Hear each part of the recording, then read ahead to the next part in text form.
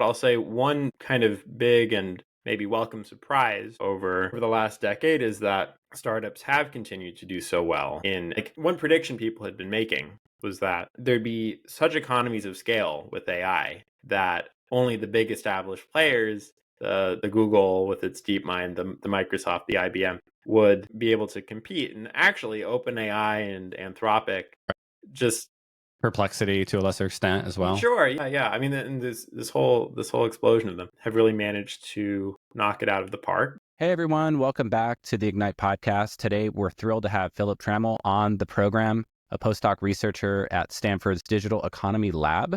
Philip has made some contributions to understanding how transformative AI could reshape global economic dynamics, including its impact on growth, income distribution, and innovation.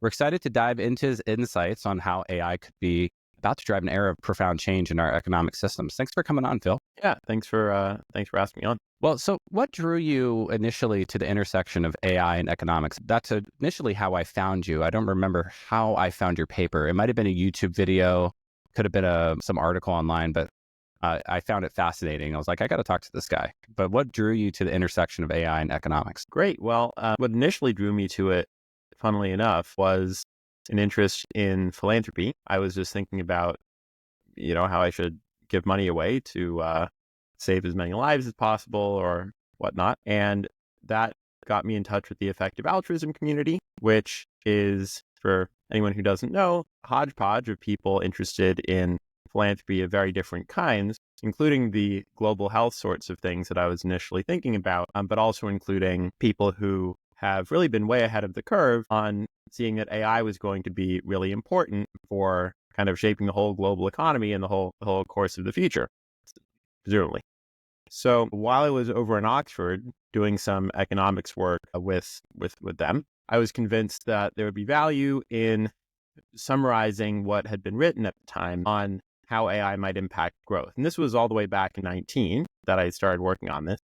I put together that literature review and since then have thought a bit more about what just sort of standard models of economic growth say about what'll happen when we have a lot more automation. Because it just seemed like such an important topic. Yeah. I was sold that I wasn't as sold as the very most bought in, singularity kind of end of the spectrum people, but I definitely think it's one of the most interesting questions out there. Yeah. And important. And I definitely come from that kind of techno-optimist, utopian singularity. I got Kurzweil's books on my bookshelf behind me, and I've been reading them for 25 years. Yeah, also very ahead of the curve, right?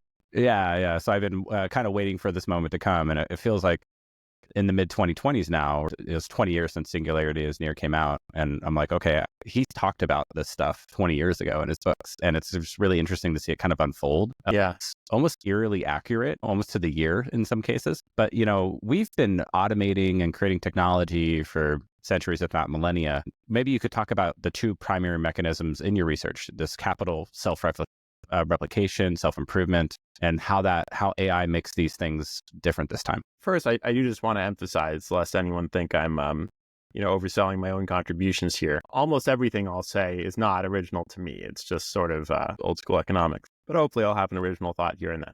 The kind of basic starting insight is that if you write down a production function, a function describing how we turn all the inputs that we use in production, the capital and the labor in all of its variety going in, and then, outputs coming out. It should be at least constant returns to scale. Meaning, if you copied the whole world with all of its labor and all of its capital and everything else and had another Earth floating in space, you'd have double the inputs and you would have double the outputs. And that's actually a lower bound, because if the two worlds can communicate, then you could get some increasing returns from specialization.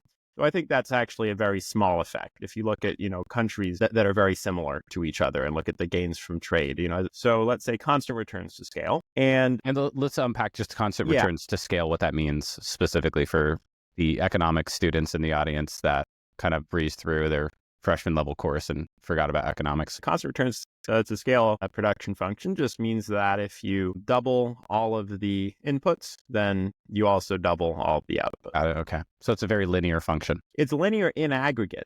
You can have decreasing returns in each input individually. So if you just pile up the capital holding the labor fixed, output doesn't grow linearly, right? Like, So at some point, there are limits to scale right, in this right. case. Yeah. Yeah, I mean, it doesn't have to asymptote. You could get diminishing returns without it, falling all the way to an asymptote. But yeah, that would be a one case of diminishing returns in one input in isolation. But if you're thinking about the whole production function, if you've remembered to write down all the inputs, it should be at least constant returns to scale. What that means is that historically, the accumulation of capital has not been enough to sustain exponential growth. Because think about this, right? If we're producing factory parts and we produce 100 units this year, we start out with 100 and then we produce 100 more. Right now we've got 200, but can we produce 200 more again? That would be an exponential process. Well, no, we can't, because all that we cranked out were factory parts. We didn't crank out all of the inputs to production. So to sustain exponential growth, even at 2% a year or whatever, something that seems small unless you zoom out, and to sustain that since the Industrial Revolution, as we have in the developed world, capital accumulation hasn't been enough. We've had to constantly relieve the bottleneck of labor with ever more technology, ever more automation. And 2% per year doesn't sound like a lot, but that means you're doubling the economy every roughly, 36 years, rule of 72. Yep, that's so it right. can compound very greatly. And if you look at the economic curve on a graph, the GDP per capita since, I don't know, year 1500, you can just see an exponential there, especially in the Industrial Revolution. Yeah, exactly. I think, people quibble about when it started. My best guess would be that it was flat for a while after 1500. Once industrialization got off the ground, we started automating a little, relieving that labor bottleneck. We really have managed to sustain an exponential growth rate for a remarkably long time. And people don't really appreciate this. We were basically using the same tools for a millennia, basically since the fall of the Roman Empire. For about 1,000 years or more, it was basically human power and some simple plows and some simple animals. And there wasn't a lot of technological acceleration to the way that we accelerated our economic output. It was kind of like my grandfather probably used the exact same tools in the same farm that my grandson will use. Of course, Europe after the Roman Empire is a somewhat unusual case in world history. There being such dramatic technological reversal, in fact, not just stagnation, but on the whole, the world was pretty stagnant for sure. You needed these two processes to sustain exponential growth. These two processes that in some sense began a few hundred years ago, automation and capital accumulation. The big thing that would change with enough automation, if in the extreme case, the simplest way to see it is if in the extreme case, if automated everything so that capital could take the place of every input, then we would have a shift where now, instead of needing both those ingredients, the capital accumulation and the tech to sustain exponential growth, now, even with constant technology, you get exponential growth. I don't know what the rate would be. I mean, it depends on how good the technology is, but we're saying just fix the technology and you've got robots that can do everything and they can each build some number of robots per year. Let's say each robot can build 10% of a new robot per year. You need 10 robots working away for a year to create one. Which is probably underselling it a bit. I mean, I bet if you had a factory full of robots building factories for more robots, I mean, the marginal robot could produce, there's probably a virality to that, is what we would call it in marketing. Yeah, well, there certainly could be. I think over time, the robots would improve and get faster at building their replacements. And this is the really insidious thing about AI and robotics that I want to really unpack is there's a self-recursive runaway feedback loop inherent in AI producing more AI and robots producing more robots. So just to finish the little bit from before, you've got constant exponential growth with fixed technology, and that means that with growing technology as well, or improving technology as well, we would get super exponential growth. So it's the number of robots isn't 1, 2, 4, 8, 16. But in the first year, the first robot can build 2, but then the robots are better and 2 can build, not 4, but 6 or something. And so that would be the big shift. We went from stagnation to exponential growth, then potentially to super exponential growth. Now, I think is kind of neat is that very techno-optimistic types for a long time have been sort of thinking through these dynamics in their own language and using the terms self-replication and recursive self-improvement. Those just map on perfectly to what economists would call the capital accumulation and the technology or production and research. So you can just translate a lot of this language from the old, Kurzweil books or whatever into models that were developed independently for a totally different purpose. Yeah, that's fascinating. And so what do you see as sort of the tipping point happening? I mean, we're seeing robots now that are very capable. We're seeing AIs now that are very capable. They're doing a lot of like test time compute is what it's called, basically having the AI reason through a chain of reasoning. You're seeing AIs now that can interact with browsers and screens. And, I think there's been a couple really bold statements recently. I think Zuckerberg on the Joe Rogan podcast said, in the next couple of years, most mid-level and low-level engineers will be replaced with AI. Like, what do you see as like kind of this tipping point? Yeah, I mean, I think there could be a huge spurt of growth and a very disruptive one too that, makes a lot of people unemployed, at least temporarily, without there being a tipping point, right? Because there have been many spurts of automation in the past in which a whole lot of jobs were taken at once and people had to retrain for the sorts of jobs that hadn't yet been automated. And, I typically, historically, that's left most people better off once the dust has settled, but it's disruptive at the time. Maybe we could unpack a couple of those historically and try to draw an analogy, right? For sure. I mean, the biggest one is agriculture, right? With, 90% of the U.S. population doing it at some point in the 1800s. And then, now it's 1.5%. And what was that like in the 1800s? People were just like leaving their farm and walking to cities and looking for jobs? I mean, what was that like?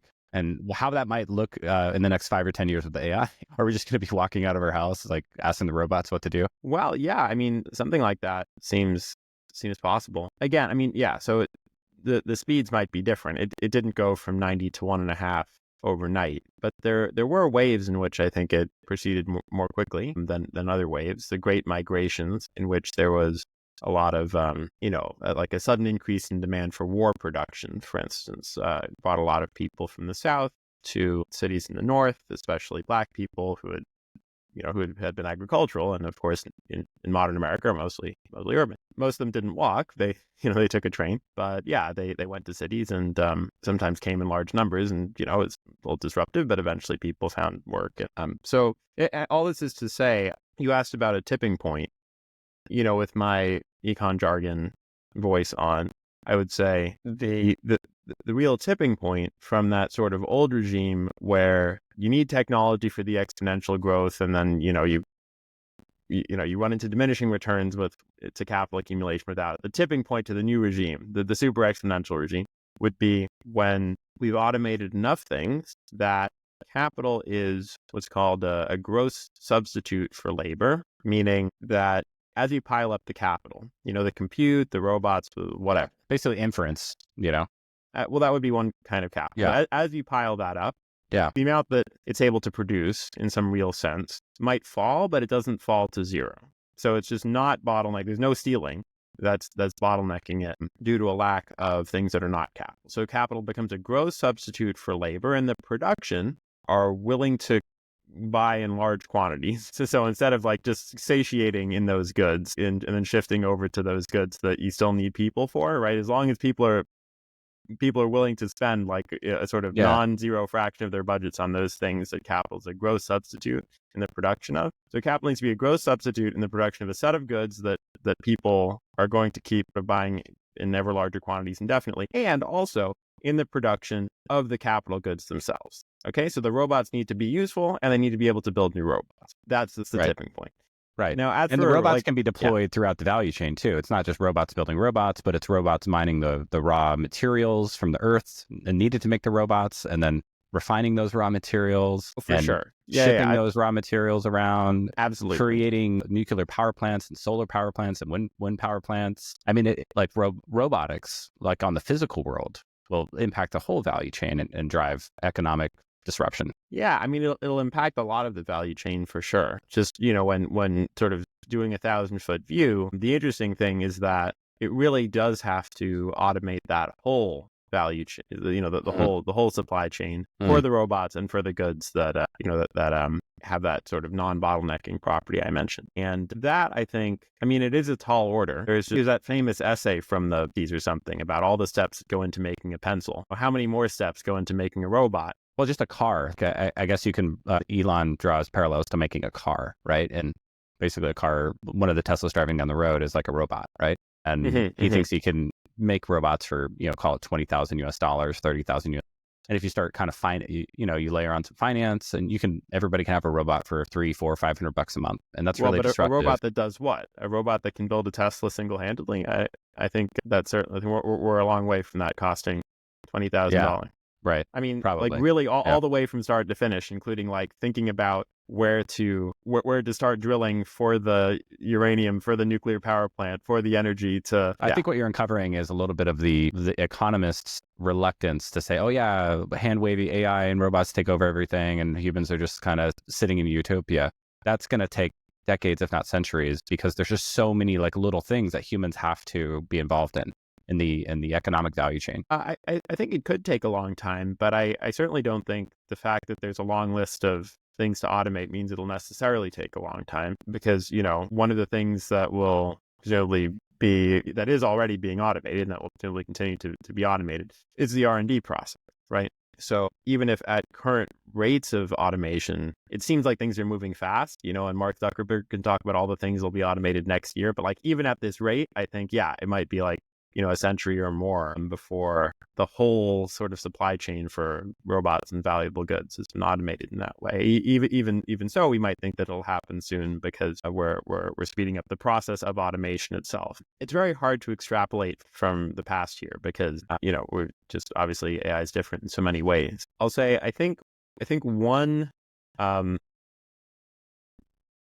that could make automation proceed a bit more slowly than a naive kind of extrapolation would suggest is that in the past, there has actually been time for people to shift over from the automated jobs to the non-automated ones. And so production has sort of come somewhat close to kind of keeping up with its potential. So if you imagine an assembly line where we've got like output at the end, and then you've got all these steps down the assembly line. If every generation we've been automating half the steps, and people have been moving to the remaining half of the assembly line, then we've had, let's say, the automated stuff we can more or less do for free.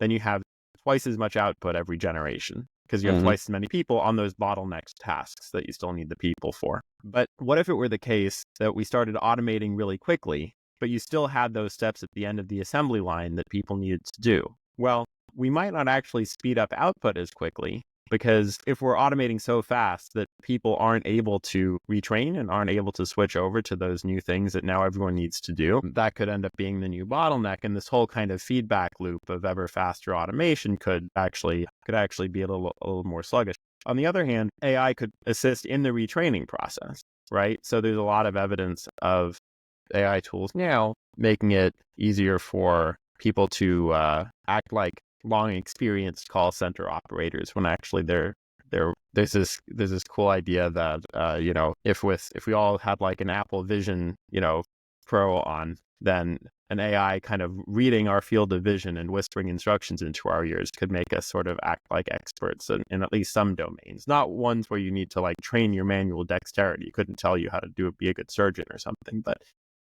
so I could see that going either way. Yeah. There are at least some plausible scenarios to my mind in which we accomplish that century of progress in automation much more quickly due to AI helping with that process itself. Yeah. And Sam Altman, I think, recently said at a conference, most cognitive tasks that are currently done by, white collar workers could be automated or done by AI reasoning agents within the next 3 to 5 years. So which is a crazy statement. And he's on the ground, like seeing all the latest cutting edge research and the O3 and O5 models, whatever else they're working on. And you're certainly seeing this and you see a path towards it. So, imagine it's true for a sec, what he says. What role do you envision for human labor in the future, the 2030s, let's say, and a future dominated by this AI driven automation? One thing I think it depends on is how much it costs. So this might seem like a nitpick, but before I was saying, if you have something close to full automation, then you just have robots building robots. And I was saying, well, maybe, they each robot can build 10% of a robot per year. And you were saying, well, come on, it would be way faster than that. The reason why I want to push back on that a little bit now is that, first off, just from first principles, right now, right now there are a lot of things that a human can do that a robot can't do at all. So you could say the cost to getting a robot to do it is infinite. No matter how many you buy, there's no, Right. Right. yeah. And there are many valuable tasks right now. There are many valuable like automatable tasks, which are only automated in high wage places. There's much more automation in the US than in Africa, and much more in Japan than in the US. And so there is this lag between when something becomes automatable and when it actually becomes profitable to automate it, because the price falls from infinity to near nothing over time. And there's a time in the middle when it's actually kind of comparable, whether you want to use the human or the machine. We're not used to that happening in the domain of software, because software has been next to free. Like the electricity it costs to run, the browser that we're having this conversation over is so negligible that we round it to zero. But of course, the striking thing about this shift to inference that we've seen lately is that the shift to meaning, most of the, or so much of the cost going into inference as opposed to into training. Yeah, the interesting thing is that software starts being expensive, basically. And so, I could imagine a period in which AIs can do what every white collar worker can do, but it costs them $1 million to do a day's work or whatever. What's interesting about AI, if you've been following it for as long as I have, and I've been building AI since 2012. That's when I first, I was a product manager building AI tools, AI powered things. So I've really seen a lot over the years. We used to be technologically beholden to Moore's law. So the price performance of compute roughly double every 18 months. Sometimes 12, sometimes 24, but let's call it like every 18 months, you can do twice as much for the same cost. Yeah. With AI, what's really interesting is it behaves a little bit more geometrically. Mm-hmm. And what you're seeing is a 10x improvement every 18 months. And so that's really striking. That is striking. And that was kind of it's the kind of thing I had in mind when I said, maybe you'll call this a quibble, because you asked about the piece, and I was saying, well, it might be that there's a few-year window when the cost of white collar work is, going from $1 billion to $1 million to $1,000 a day, and then eventually it becomes automated in practice. I agree that things are moving in that direction fast enough that after a few years are out, at least, people are going to have to find new things to do with their time.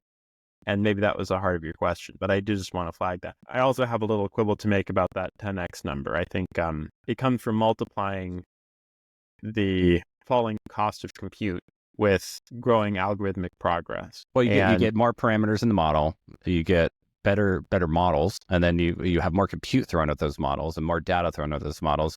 But there's limits, there's diminishing returns, to use an economic term. So that 10x improvement probably doesn't happen forever. And I think we've already kind of run out on the training side of things. And now they're kind of moving it to the inference side of things. But the thing that we've hit a little bit of a wall on, apparently, is getting more capabilities out of a model trained only on the data available on the internet. And like with any fixed amount of inference, right? I mean, we're still making a lot of progress on that, but it's just slower than it was because we've already kind of used up all the data there is. And so the natural path forward, evidently, is to scale up the inference. Okay. And to do like the chain of thought, kind of architecture that allows inference to be useful. There's another dimension of progress, which is how cheaply we can train a model with a given level of performance using some amount of data. So that's totally separate. So you could, or likewise, how cheaply we can do inference on a given model. So you can ask, what's the cost of training GPT-2 or training a model that performs about as well as GPT-2 on some suite of benchmarks? And that has been falling at 10x per year because compute in general is getting cheaper and we're getting better algorithms for training a model at a given level of performance. But the thing that I think still needs to be spelled out a bit more, the case needs to be made more clearly than it has been, is that in some sense, as we move across models, you could imagine theoretically a world in which you have this sequence of models, GPT 4, 03, 4, 5, 6, 7, 8, within each of which we have this X decline per year indefinitely, even in the cost of training that model. But we don't want to train that old model over and over again. So it's actually kind of useless. Once we have it, we have it. What we want is the next model, Right. right? Right. And the cost of training the next model is getting ever more expensive. Obviously, that's largely because we're getting more ambitious. What is that and economic investors are willing phenomenon where things get cheaper but more is demanded? Is that the Jevons paradox? Yes, we talked about this before. Yes, Yeah. that's exactly right. Because you That's expect, like, actually hey, it's getting different from what 10x I more was saying. efficient. It should be 1/10 the cost and 1/10 of everything. But it turns out there's ever more compute and ever bigger models and more test time compute, more inferencing, more chain of thought, more reasoning. So it's almost like it unlocks something. I think the analogy you made is like maybe it costs $1 million now, but then all of a sudden there's this like period of time where it's not that, and now it infiltrates throughout society, throughout our economic political system. That's a great response. So, okay. So what I was saying was that we don't have the Jevons paradox for any particular model, right? So it's not that as GPT-2 gets really, really, really cheap, we want to like train it over and over and over again. That's useless. Yeah, and use more GPT-2, but we want to use its substitutes, the successors of it. Yeah. And just like compute in general, as that's been getting cheaper, we haven't been content to just buy the same amount and use the savings to buy other things. No, we've been buying ever more compute, perhaps even because it's been getting cheaper. And this is some evidence that we're approaching that region I mentioned way back when of gross substitutability, where the accumulation of compute or effective compute really can drive a sustained rapid growth because compute can be valuable even as it becomes plentiful. Can you imagine, like, if the price of a haircuts fell by 10x a year, that would do like nothing to growth. We would just have free haircuts. We could be in a world soon where, with robotics, where haircuts do basically go to zero, right? Because if I can get a robot to cut my hair just the way I want it perfectly every time, then those robots get cheaper and cheaper every year because that's just how things go in our economic system, in our capitalist technological society. And so maybe haircuts, instead of, going down and, spending $30. It keeps getting more expensive because it's one of those things that hasn't yet been automated. Right. But like maybe in the future, there's this robot that just shows up in my house. I don't need to have a robot. Maybe it is my all-purpose Tesla robot sitting in my house, like, mowing my lawn and sweeping my porch or whatever. But yeah, I don't know. How do you think that'll roll out, actually? Do you think there'll be these like robotic vertical SaaS companies that do like mobile robots that come out and cut your hair and mow your lawn? Or do you think like there'll be these like horizontal universal robots from Tesla that kind of do a little bit of everything, and they're like they exceed humans on most, mechanical tasks, and they can just kind of do anything, cook and clean and cut your hair and, change a baby's diaper and clean up after the dog? And yeah, I don't know. It's a fascinating question. I think one thing that I know people have argued back and forth over for a long time is just how humanoid these first AIs and robots would be. The arguments, of course, being that on the one hand, you might think things would be more efficient if we just had if we had like a redesigned home for robots, where you have, the kitchen is just totally like, it's just a sealed, airtight, machine tooled thing that just spits out great meals that you pick up, and your hairs are cut and some, whatever, right? And to what extent it would just kind of be a human looking world that had these humanoid robots and language systems walking around. The argument for the latter being that we already have all this like human infrastructure that as things gradually get automated, like a fossil replacing a bone, we end up having a robot world, which kind of looks kind of weirdly human. And I don't know, I mean, so far with LLMs and yeah, I guess, on self-driving cars, it's looking a lot like normal cars, but without the driver. I guess I've been updated a little bit in favor of the world looking human direction.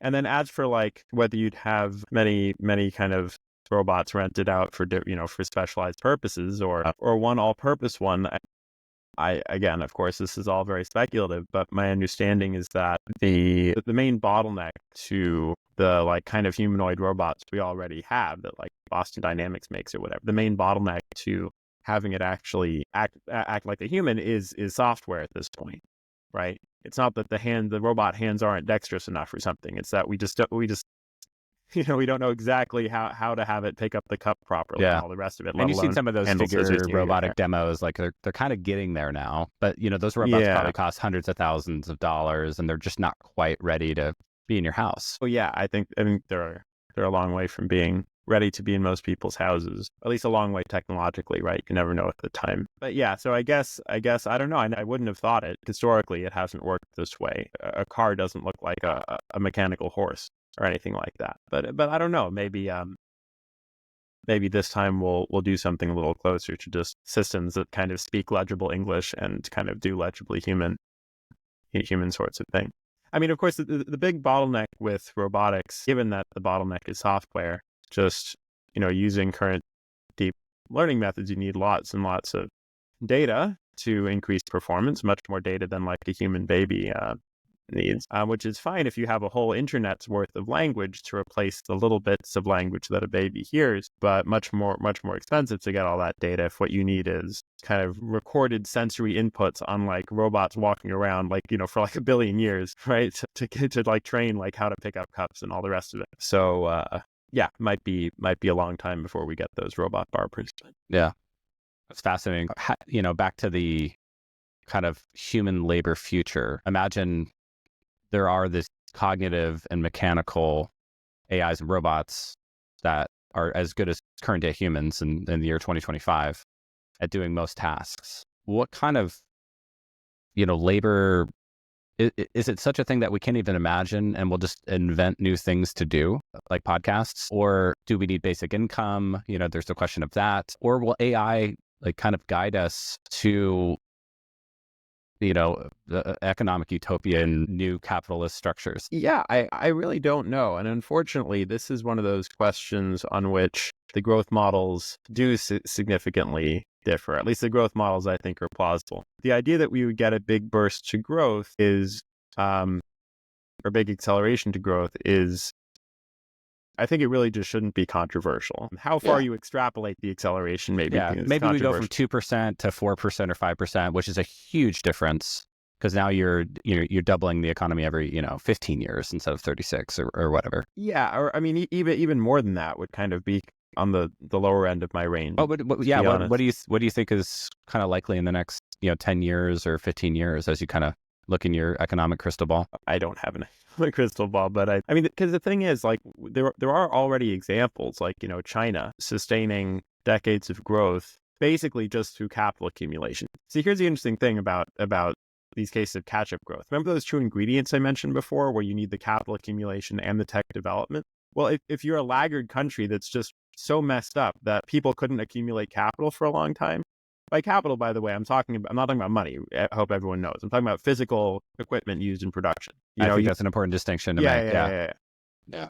That's kind of ultimately what you own. It's all the machines and the assembly lines and all that embedded infrastructure to create value. Yeah, exactly. So if you've been Mao for a while and like telling your people to melt down their equipment and the rest of the world has really advanced technologically, then now one of those bottlenecks has been relieved. And you just need to like accumulate the capital. And so we know historically that process can proceed at like, I don't know, 8-10% a year. So we already have a model to your point of like, if robots and AI come out in a big way, as all these techno-optimists say they are, and they appear to be, we could easily see this like 8 to 10% GDP kind of growth as the stuff infiltrates our economy. Yeah.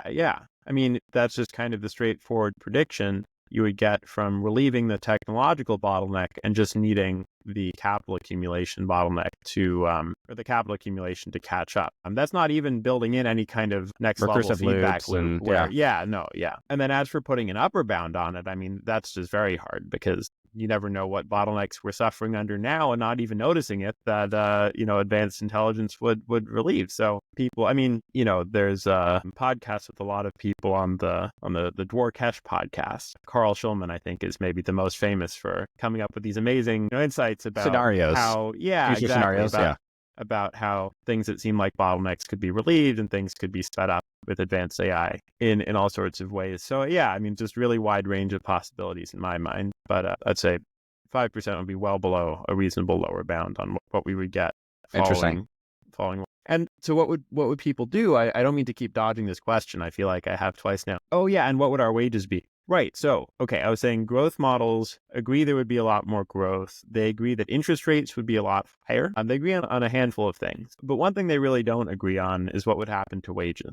You can, with very subtle differences in the assumptions, you can have it be the case that, there's a handful of things that aren't bottlenecks to production. They're just luxuries. They're like massages, and people just like it when it's another human doing it, and we're willing to spend oodles on it once we're made rich by the automation of everything else. And so everyone just kind of has those sorts of jobs, and we kind of live in luxury, kind of doing these minor favors for each other and getting paid millions of dollars for the honor of giving each other massage. You can just sort of tweak the model in a seemingly innocuous way, and the implicit claim that it's making is that wages would fall to zero because we want to plow ever more of our capital into systems of production that have no room for humans. And so all this capital that we're piling up is just not complementing. Yeah. And I think if you follow the past and kind of extrapolate the kind of the automation we've already embedded into our society, there will certainly be luxury experiences that are human crafted in the future, right? There's certain things that we'll want to, you could talk to an AI therapist and that'll be amazing. And I have an AI therapy company in the portfolio, and that equalizes access for everybody, makes it cheap, and everybody can get the help they need. But some people will just prefer to talk to an AI therapist for hundreds of dollars an hour or whatever it costs in the future. And I think, if you look at labor specifically over time, and I'd love to get your thoughts on this, I think we will invent new things, because I think the hedonism of humanity is unbounded. Right. I think we'll always invent new things that we want. We'll invent new jobs that we can't imagine today, like AI personality crafters, or it'll be unexpected. Right. Just like talking to somebody 100 years ago about what we're doing now and how I live my life would be like, what? Again, I think I could see it going either way. I think, the two questions I always find myself asking are like, why would people want the human version if the AI version isn't just a little better, but a lot better? And, I don't know what you mean by a personality crafter exactly, but, you could imagine if you've got the option between a human personality crafter and some Neuralink gadget that scans your head and creates in the blink of an eye an AI that immediately is like your best friend ever, and you can't wait to hear what joke it's going to tell. Who knows? But I could imagine a scenario in which people all kind of want to go with the AI one. Well, it's kind of it's like shoes, right? There used to be, shoemakers that would handcraft the shoe to you. And then eventually the mass-produced shoes were superior in every way, in quality, fit, finish, durability. And yet people still buy some handcrafted shoes, some custom shoes for thousands of dollars. That does exist. Yeah. So I can see there being a premium people put on human-produced, artisanal goods when the quality gap is small. Maybe for some people, for some goods, that premium lasts indefinitely. If it's like AI-made rocket shoes that let me click my heels and go wherever I want in the blink of an eye, I'm just whatever. This is comical, but just to illustrate. Well, I think maybe the thing about the shoes and replicators, right? If we, effectively, if we live in a society like that where I can walk onto the holodeck and experience anything, and I can talk to the computer and it can replicate anything perfectly out of the replicator, will people still cook, and people put on plays and movies and stuff. Right. Well, yeah, I haven't thought about the replicator case. It becomes a bit less obvious that we can extrapolate from the case of shoes today, where the quality gap between artisanal shoes and factory produced shoes is. I think the point you're making is that the AI and robotic produced goods, there's so many orders of magnitude better than the artisanal quality goods that at least they could be. They could be. Yeah. I don't know. I feel like there are some things that for which we might just have more or less maxed out. I don't know. I haven't really stress tested this thought, but I feel like, there are only so many ways to combine words in the English language, and a good comedy set can be really funny. Maybe an AI produced comedy set would be a bit funnier, but I don't know what it would mean to say it would be 1,000 times funnier. If you're just laughing the whole time already, then I don't know. You know what I mean? The maximum utility of that comedy show, basically. Yeah, and so maybe the premium I went there and I laughed for an hour straight, and I stopped enough to breathe and have a glass of water. But basically I laughed, 50 out of 60 minutes. I kind of reached the maximum utility of that comedy show. Yeah. With AI, I like Bill Burr. He's hilarious to me. He just really speaks to me as a middle-aged dad. And I have Irish blood too. And so it just really speaks to me. And, like maybe everybody gets their own version of Bill Burr, right? With AI, right? Like, But that's the problem, right? Like a big part of the fun of comedy is everyone laughing together at the same joke. right. Yes. There's a social dynamic to it, right? Yeah. But, sometimes I will watch just Bill Burr on the couch and just laugh hysterically by myself on the couch. Sure. But Yeah. I mean, I'm not saying there wouldn't also be AI comedians, but as for whether they'd fully displace the human comedians, I think it might just be kind of hard to beat one person on a stage in a big room packing 60 minutes with 50 minutes full of jokes. Maybe there's 16% room for improvement or something. Right. How do you think kind of the income inequality, and are we already experiencing some income inequality because of technological, infiltration into our political economic system? Is that kind of what we've been experiencing with software over the last 30, 40 years? 40 years ago, a bank would take 1,000 people to run. And now that same size bank can run with, 5 or 10 people, and so those 5 or 10 people are paid a lot more, right? Because they're much more highly skilled executives. But then there's just a big middle gap. And do we see, as AI and robotics come for our jobs, more hollowing out where kind of the elites get more elite and the unwashed masses get more unwashed? So as for whether this is what we've already been observing in recent decades, I think the evidence is kind of mixed. There are definitely cases of it. There's a lot of research. Wages get more polarized in places in the U.S. where like more robots are introduced, or in in those industries or factory towns or whatever. Similarly, but to a lesser extent, I think, in other countries. At the same time, my understanding is a lot of that research, ultimately, all the robots are basically all the things classified being classified as robots for the purposes of that research are basically being in car factories. And so like the result might just be kind of idiosyncratic to the car industry. Of course, lots of other things have been changing as well, like just globalization and, outsourcing can also have this effect. And so, I mean, my general feeling is that technological change over the last few decades has probably widened income inequality a bit in two ways. First, it's probably polarized wages a little bit. And second, it has probably been responsible a little bit for the increase in the capital share, meaning the increase in the fraction of all income that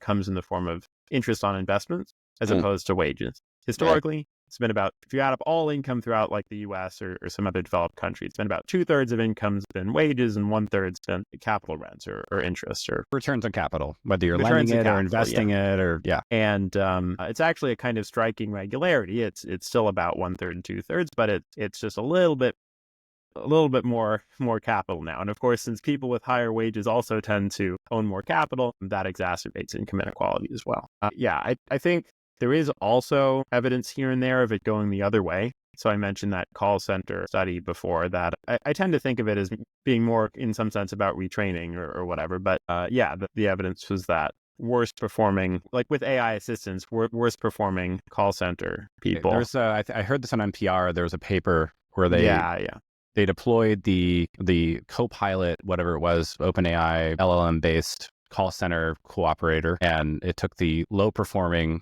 call center employees and made them like high performing call center employees. It was on Planet Money, I think. And it didn't improve the high performers much. Yeah. High performers negligible, but the low performers now perform like high performers. Right. Now, I keep hearing this study cited, and I'm a little worried that people really like the anecdote where it goes the other way. And so like, it's opposite of what we expect, right? Which is, it's the story we want to hear, I think. So we kind of lean in because we want to hear that AI is making everybody better, right?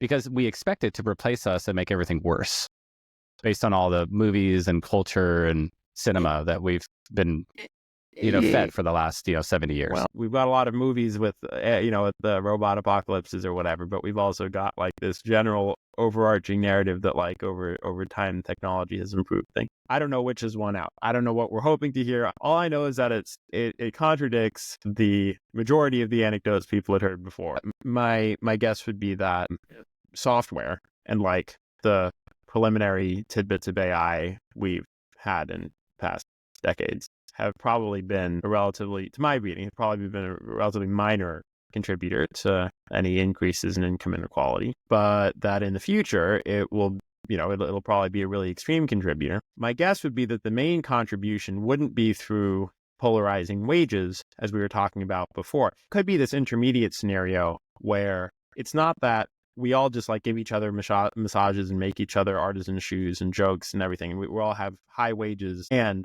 loads of income from capital. Or the other end of the spectrum where we're all just getting the AI products through so much better and no one's getting any wages. It could be that, well, some people are getting really high wages because they're like the one person on the stage telling all the jokes or making all the shoes, for the handful number of artisan shoes we want.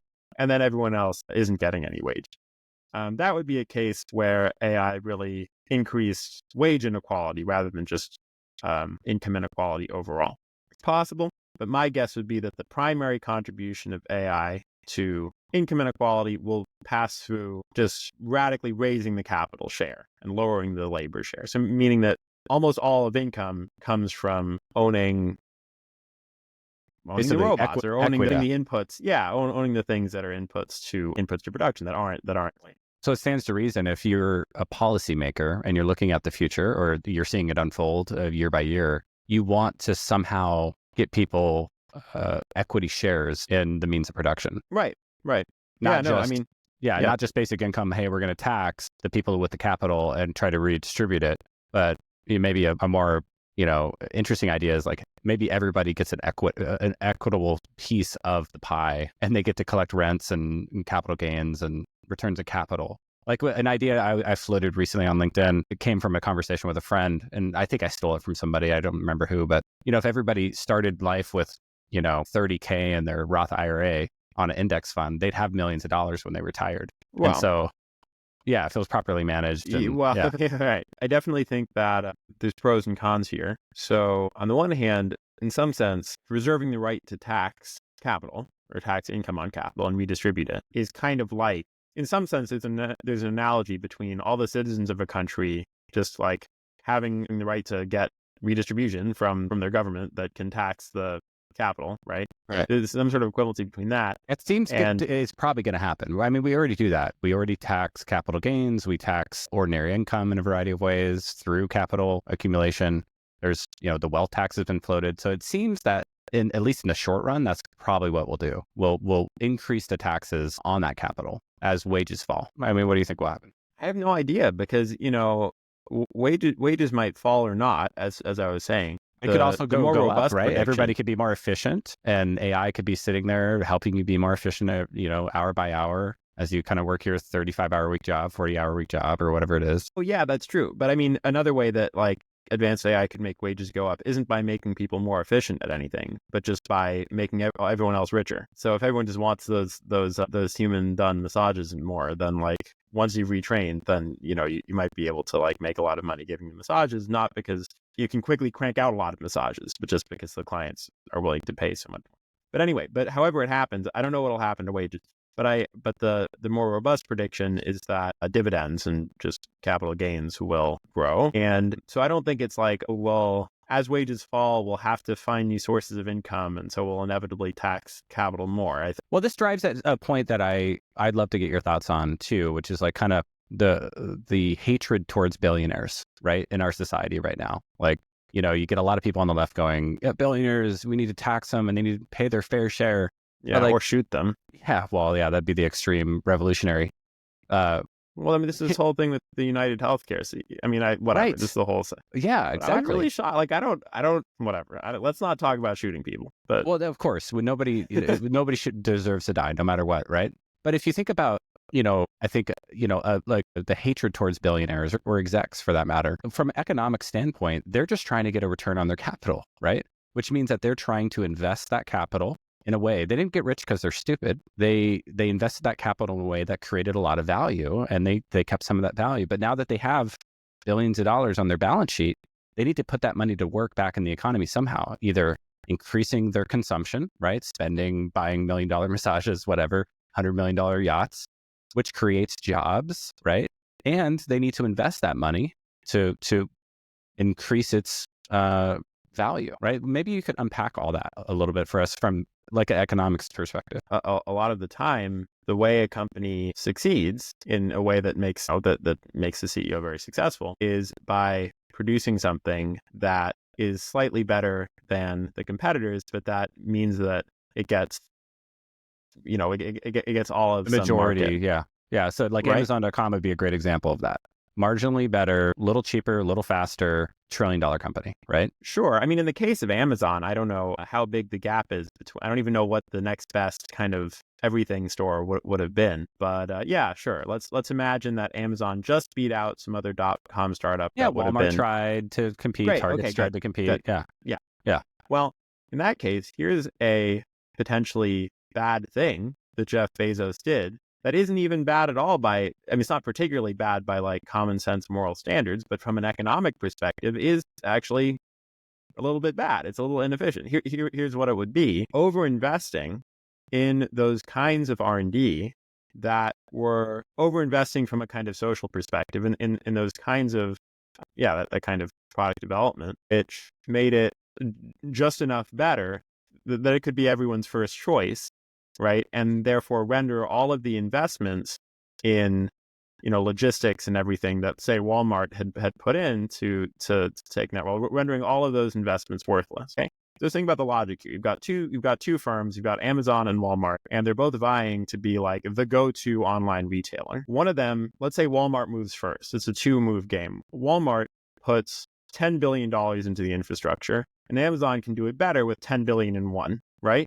Well, the service you're providing to the consumer is marginally better, right? And you've created a positive like benefit for everyone. That's the extra kind of dollar of like whatever The quality day everyone gets to faster is use. like 2-day shipping instead of 3-day shipping. It's, Yeah, I mean, that's a big difference, that 2 pencil versus 3. costs But $1 on Amazon and it's $1.10, Walmart or whatever. yeah, but I mean, let's say it's even smaller than that, right? It's just you just know it's going to be a tiny Just bit better tiny on bit better Amazon. on aggregate, yeah. Yeah, then you've won the race, right? You get the gold medal, you get the whole market. But it's not that you just ran the extra inch. You actually you had to run the whole race over again, and you had to had to render worthless all of this expensive, infrastructure that the number two, the Walmart, had to put in place. From a social perspective, that could well be inefficient. Now, I'm not saying we should ban it and we should try to reorganize things to like kind of, not have all this duplicated work. I get that, in the long run, competition probably, or at least has historically been a better way to organize, delivery of and everything else than any kind of micromanagement from above. But it doesn't make Jeff Bezos heroic. It means he created like $1 worth of value and just kind of, in some legal market sense, stole $1 billion from or 10 billion or whatever the number was from the number two guy. So I think this sort of thing happens all the time. Yeah, again, I think it also happens all the time that good management skills and visionary leadership and all of that genuinely do create a lot of value. But I don't want to say that like CEOs in general are just sort of just trying to create value. And so no, like a lot of them I think aren't creating much value, and a lot are. You have to think about each one. Yeah, that's interesting. I think what Warren Buffett would say is like in the short run, it's like a voting machine, right? But in the long run, it's like a weighing machine. And I think enterprise value in the long run is a weighing machine. So you don't accidentally create a $1 trillion company by just spending $1 extra over Walmart. You create a $1 trillion company by creating a ton of value across the ecosystem, right? And, I think they innovated in a variety of ways, right? There's business model innovations, there's technological innovations. And then they took a lot of that capital, that cash that the business is throwing off and invented whole new industries like AWS. And so back to my point, like, why should we hate Bezos for that? Oh no, well, I don't hate Bezos at all, and I hope, and neither do I I, hope but if he's people do. listening. But people do, right? And people Yeah. hate Elon for being his success because Sure. Well, jealousy is as old as time. Right. I don't know if there's anything more to say than that. But why like this a societal hatred towards billionaires? Because if you're sitting on 50 or $100 billion, you didn't get it by accident. Nobody gave it to you. You probably earned it, like in most cases, unless you're like the Walton family or something like that. But even they would say, "Hey, I worked in the business with my dad." Yeah, well, but I, like, and now that you're sitting on $100 billion, you're investing it in a variety of ways to create more value in society. And so, is it right to, I don't know, tax that like to where it inhibits their ability to create value? Or is there a right amount of taxation and regulation? Because I come down somewhere in the middle, right? I don't think you should have regulations tax that like we have like in Europe, you see that there's no trillion-dollar companies in Europe, right? That kind of inhibit the ability to create value, but you also don't want to like a free Wild West, laissez-faire, no regulation, no tax either. Yeah, no, it's tough. I mean, there's a whole lot of fields of study rolled into that question that I can't really speak to. I'll say, I mean, as much as I was saying before that, just because you're a CEO with $1 billion doesn't mean you created $1 billion of value. Not always, yeah. Or even, well, sometimes you created way more, right? Actually, there's an interesting study that innovative firms tend to they recoup only something like 2% of the value they create because That's they interesting. create all these complements that mean other people. Yeah. Right. So yeah, maybe $1 billion means you created $50 billion of value, but it could also mean you created $1 of value and just crossed the finish line, a little bit ahead of the you got some competitor. monopolistic power at first. Yeah. So I don't. But at the same time, I think that on the whole, having earned a lot of money is evidence that you're good at predicting what people want and what'll work and what won't work. And so the kind of evolutionary process by which they end up allocating more capital over time, like people who have made more and more successful bets end up kind of getting more sway over time. That's a positive force in the world. And just kind of annihilating that with a lot of redistribution would be excessive. On the other hand, of course, there's this point that rich people can concentrate their power if they have too much money by making all the politicians beholden to them for their campaign contribution. So I don't know. I'm not saying anything new here, but it seems wise to guess that the optimum is some middle ground. As for why Europe doesn't have any trillion-dollar companies, by the way, that's a bit of a mystery to me. I mean, to some extent, the taxes contribute for sure, but also just like the fragmented markets with all the different legal systems and languages and everything probably doesn't help. The different culture. Some of the labor laws, the regulations are definitely a drag. Yeah. So, I wouldn't be so I think it might be one of those things that, people who want lower taxes can just point to Europe and say, look, do you want to kill all this value? And maybe the taxes are not quite responsible for the entire gap. And maybe we could come up with a system that retained most of the growth prospects of the US and most of the redistribution of Europe. Yeah. But I like your point on the ecosystem complements, right? Like you think about all the value that Amazon or Microsoft or Tesla created, and they're only capturing a fraction of that value. And so I think if you follow the same logic and reasoning economically, you'd want to unencumber businesses and billionaires and creating more things. You wouldn't want to, you want to reduce the friction as much as possible. That seems to economically to work. The more free market capitalism we have, the more prosperity we have. To a certain extent. Listen, I was an intern at Cato in DC when I was in college, so I can definitely put my libertarian hat on and see where you're coming from. But I just don't feel comfortable signing on to something. So people know. Oh, it's a libertarian think tank in DC. Right. So they publish lots of research on libertarian thinking and free market economy and. Right. Yeah. I mean, Where do you think those folks get it wrong? Like, what would Keynes say to them? Well, I mean, I think the main things probably aren't to do with anything Keynes would disagree with. I mean, they certainly would disagree with Keynes, but it'd be a fun I don't know. ChatGPT prompt, have Keynes and Friedman have a debate. Well, I'm sure it's been done. I mean, there was that some people made a rap battle video of. Oh, that's great. Like it was like Keynes and Hayek or something. I mean, this was years ago, but maybe amazing. Maybe AI could do it better. I love that.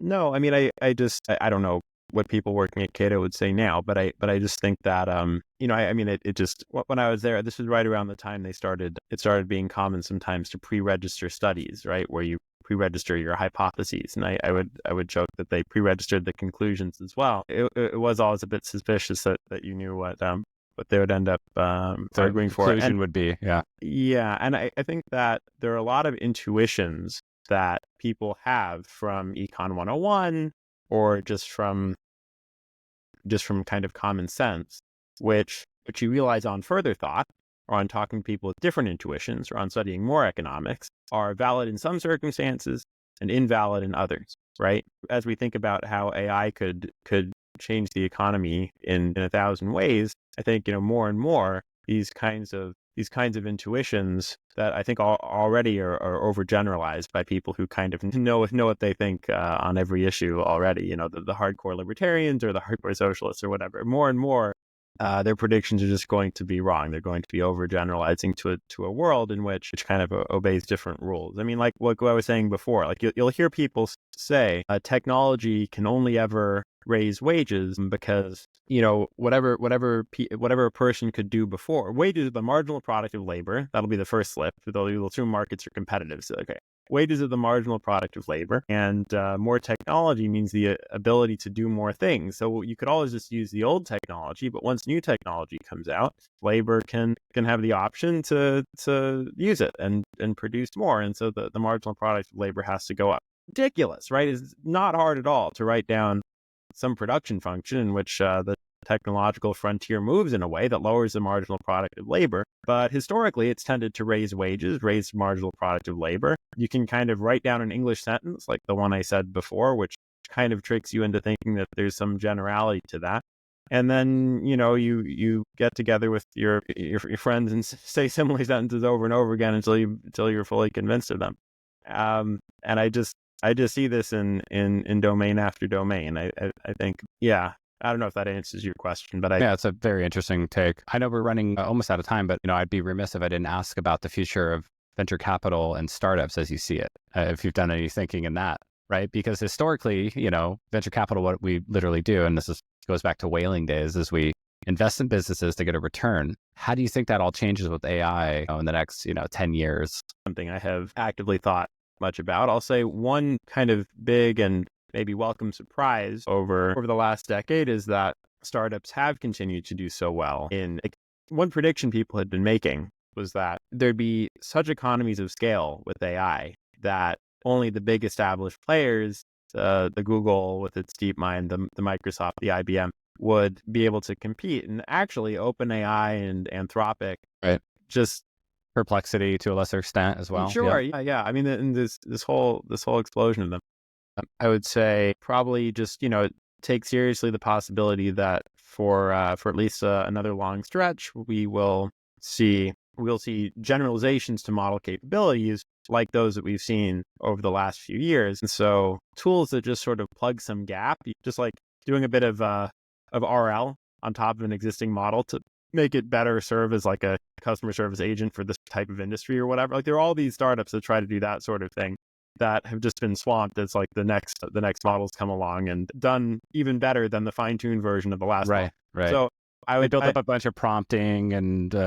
scaffolding around the 3.5 model, and all of a sudden 4.0 comes out, and it's like, well, I could do all that stuff already now, or 0.1 or 0.3, etc. Yeah, exactly. I mean, so to a first approximation, I would say, again, as someone who is not in venture capital at all or a startup founder or anything, if what I have learned from studying economic growth is relevant at all, which I don't know if it is, but if it is, it would be try to push a little bit toward the other end of the spectrum where you say, no, let's say we had a model that could actually create the perfect response, like it was like infinitely intelligent. You ask any question, it just gives you exactly the answer you want.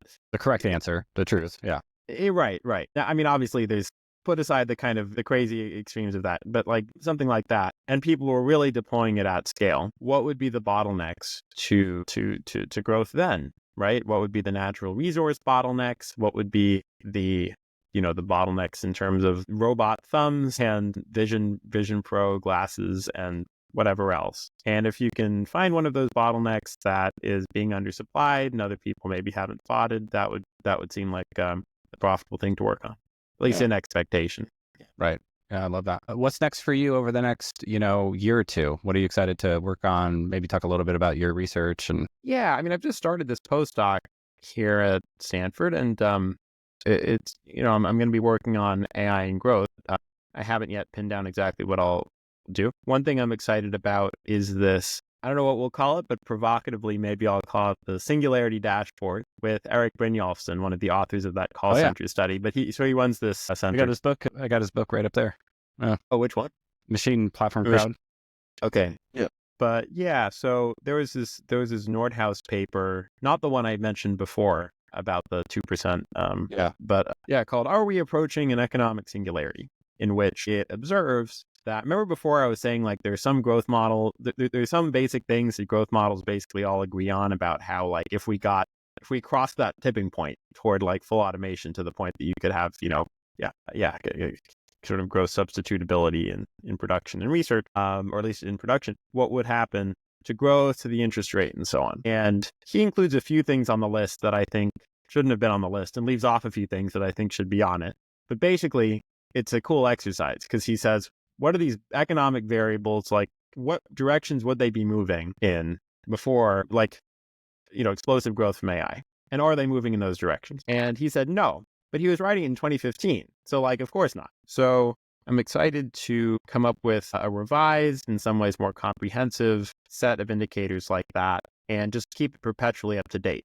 So people can go online and see like, oh, like actually, maybe the singularity economics is like a little yeah. And, based on what you've seen so far, and we'd love to have you back on the program when this research publishes, or based on what you to give it away a little bit, like what are you seeing in the indicators over the last 10 years? I don't know. Great. I love that. So yeah. So you have to look into it. Yeah. But that's exciting. Well, this was an amazing conversation, Phil. Thanks for coming on. I could have talked to you for another couple hours. We'll definitely, and I mean it, have you back on the program. I'd love to, when that singularity dashboard comes out, I would love to revisit the conversation and explore. Okay, great. Yeah. Looking forward to that. Yeah. Thanks so much.